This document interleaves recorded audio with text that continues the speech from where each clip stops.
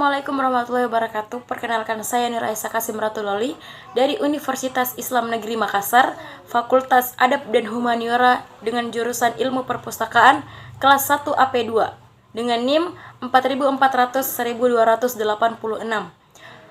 Tujuan saya membuat video ini adalah untuk menjelaskan kepada teman-teman semua mengenai internet, dimulai dari pengertian internet, sejarah dan perkembangan internet, dampak positif dan negatif dari penggunaan internet, sampai dengan internet pada masa pandemi ini. Tanpa memperpanjang kata, mari kita simak video berikut. Pengertian internet. Pengertian internet secara garis besar atau secara umum adalah internet merupakan suatu jaringan komunikasi yang menghubungkan antara satu alat elektronik dengan alat elektronik yang lain. Namun, ada beberapa pendapat atau opini dari beberapa ilmuwan. Yang pertama ada Ono Purbo tahun 2005. Beliau mengatakan, internet pada dasarnya adalah suatu media yang dipakai untuk mengefisiensikan proses komunikasi yang disambungkan melalui aplikasi, contohnya web, dan email. Selanjutnya ada Otomo tahun 2002.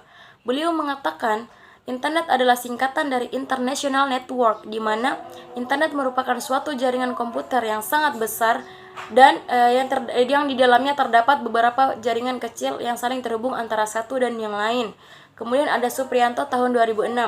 Menurut Supriyanto, internet adalah suatu hubungan antara berbagai jenis komputer dan jaringan yang memiliki sistem operasi yang berbeda-beda, di mana hubungan tersebut memanfaatkan teknologi komunikasi seperti satelit dan sambungan telepon, namun tetap menggunakan protokol standar komunikasi. Berikut saya akan menjelaskan tentang sejarah dan perkembangan internet. Sejarah internet dimulai pada tahun 1958, di mana Amerika Serikat membentuk sebuah departemen yang diberi nama The Advanced Research Project Agency atau ARPA. ARPA mempunyai misi untuk meningkatkan ilmu pengetahuan dan teknologi. Selain itu, ARPA juga mempunyai misi untuk menciptakan sebuah teknologi untuk kepentingan militer Amerika Serikat pada saat itu. Kemudian ARPA membentuk sebuah teknologi yang diberi nama dengan ARPANET. ARPANET dapat digunakan untuk mentransisikan data dalam jumlah atau porsi yang kecil. Namun seiring berjalannya waktu, ARPANET dapat digunakan untuk mentransferkan data dalam suatu jaringan komputer. Sudah mulai berkembang dari yang kecil sampai ke jaringan komputer. Kemudian masuk di perkembangan tahun 2004 sampai tahun 2010. Mulai muncul sosial media yang terjadi pada tahun 2004, membuat komunikasi menjadi lebih lancar dan cepat. Di tahun-tahun inilah Facebook pertama kali dibentuk dan masih populer hingga saat ini. Lalu tahun 2005 mulai muncul website yang menyediakan berbagai macam video, yaitu YouTube yang kita kenal sampai sekarang ini.